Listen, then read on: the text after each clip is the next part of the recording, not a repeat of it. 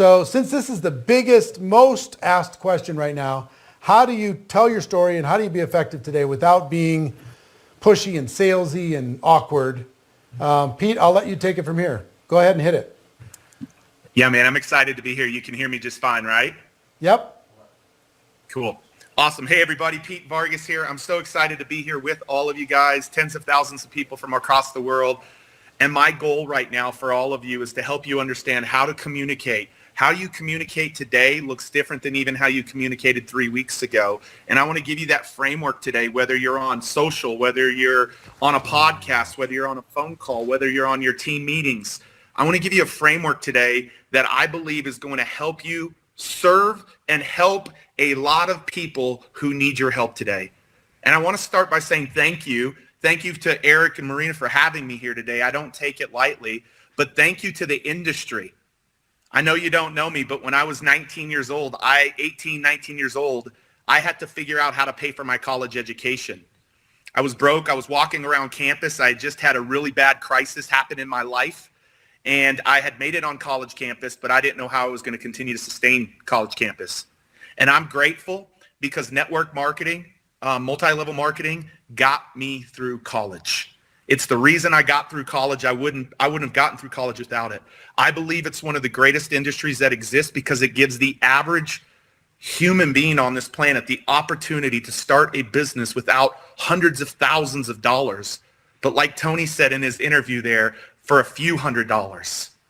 And so what I want to do today is I want to help you understand, and this is my give back to the industry, I want to help you understand how to communicate. What I'm about to teach you, it's the same thing that we showed Dean Graziosi and Tony Robbins as we helped them build out their speaking team. It's the same thing that we shared with Grant Cardone and his team that made them license this content that I'm about to share with you. It's the same thing that we've shared with so many of the people that we work with, some of the biggest thought leaders on planet Earth, including Damon John, who was taking notes ferociously as we sat there and helped him understand how to communicate more powerfully. Those are all folks that we work with.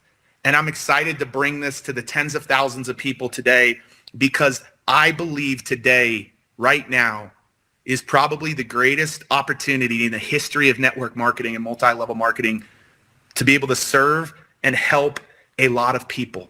And right now, you all have the power in your hand to literally shift what's happening in our world today. You have the power in your hand to help people rise up in the midst of chaos and crisis and fear if you communicate well, if you communicate powerfully.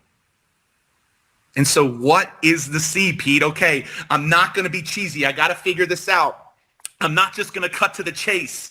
I'm not going to lead with cash, meaning leading with the financial opportunity.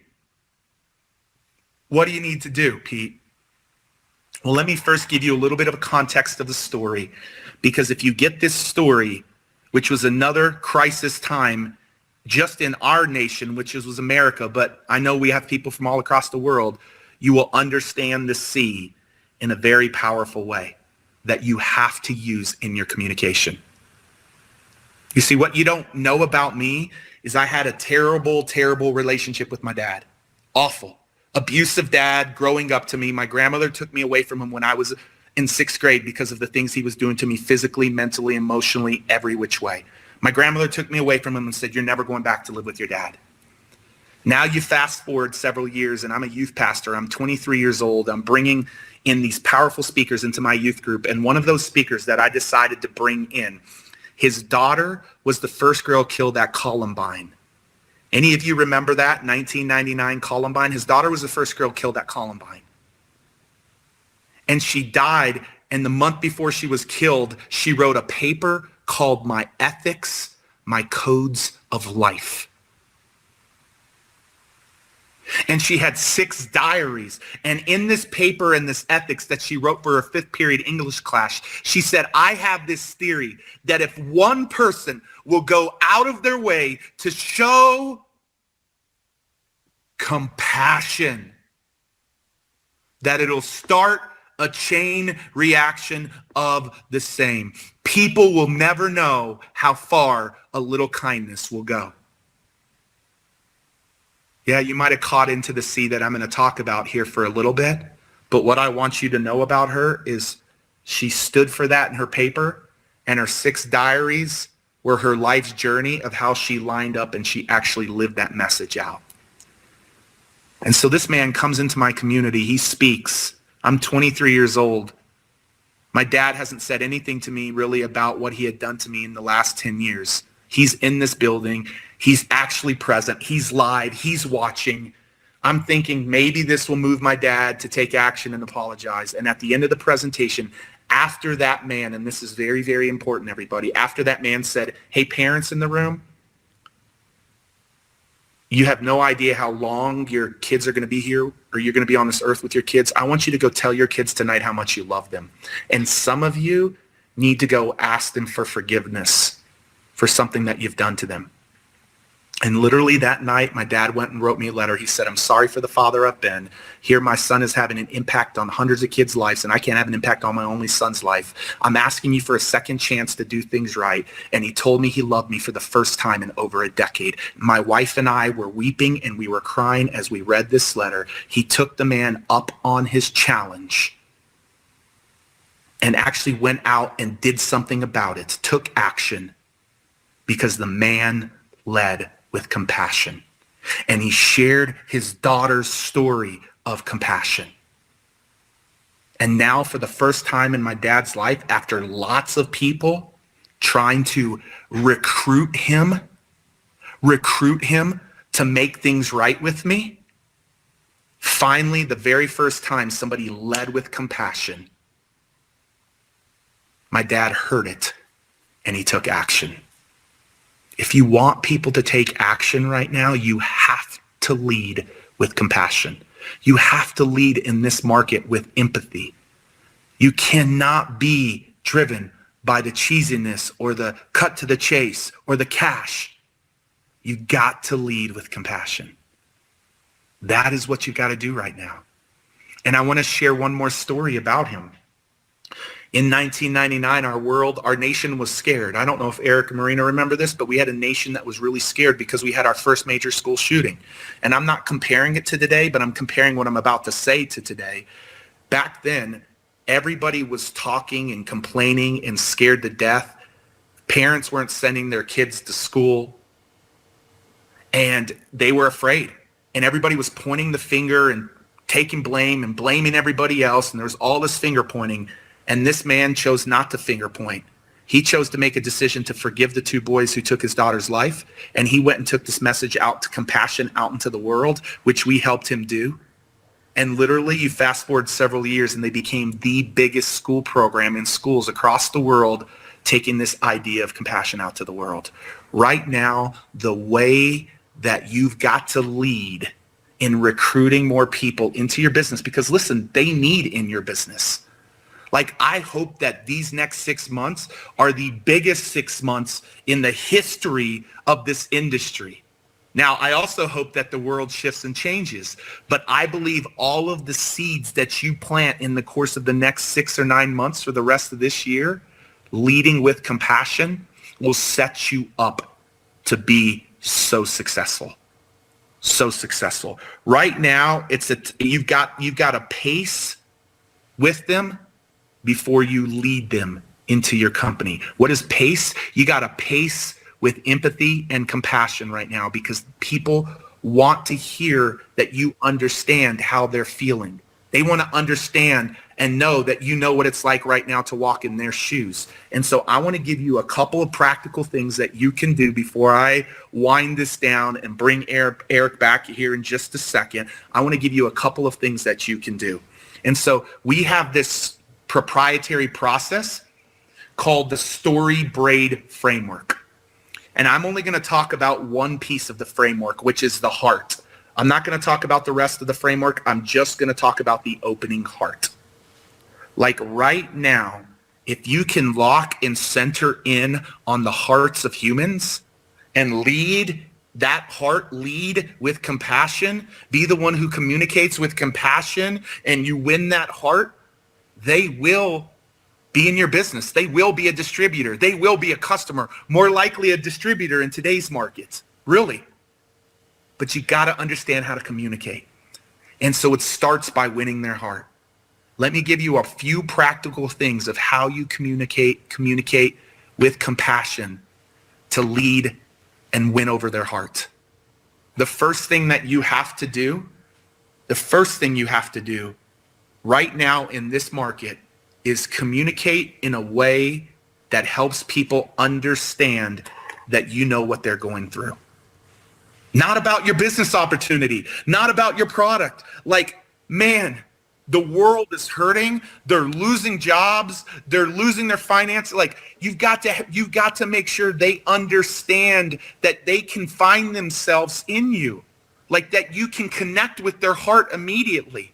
Like, connect with their heart immediately by making sure you're actually real and transparent and compassionate and communicating in a way that helps them understand that you know what they're feeling. People don't care how much you know. They want to know that you care. Maya Angelou has an incredible quote that I love around that. They'll forget what you said. They'll forget what you did, but they'll never forget how you made them feel. And if you feel cheesy, if you feel cutting to the chase, and if you feel cash driven, they will pick up on that, and the wall and red flag will go up in their subconscious. You want to break that wall down? I'm giving you the power, and I'm trusting that you guys will do this in an authentic and sincere way. Is you've got to first connect with their heart by them understanding that you know what it's like to be walking in their shoes. Whether you're putting out content on social, you're recruiting people to come to some of your conference calls, like the messaging has to be that. The second thing you want to do with this heart, the second thing you want to do is now their guards are down a little bit because you've connected with them.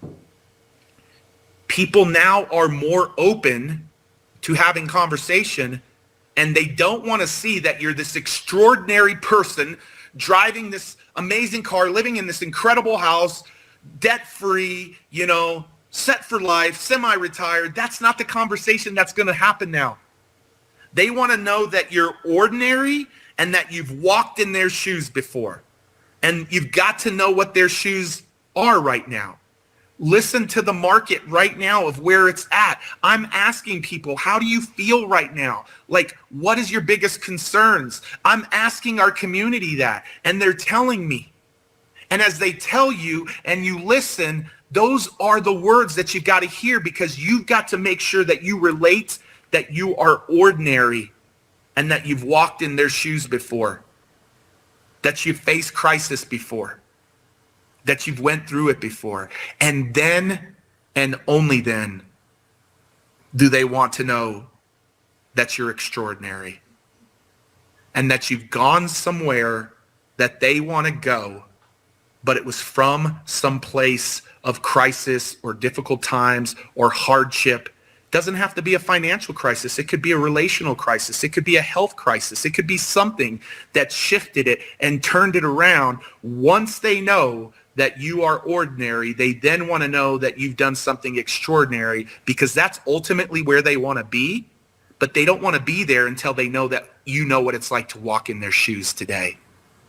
Man, I hope you guys grasp that. I really hope that you get that, because that is an incredible piece. And so the second thing that you want to do in this opening heart is the ordinary and extraordinary. Make sure people understand that you've been walked through that, but you've gone somewhere that they want to go, because now that's going to open up the conversation with them beginning to ask you questions.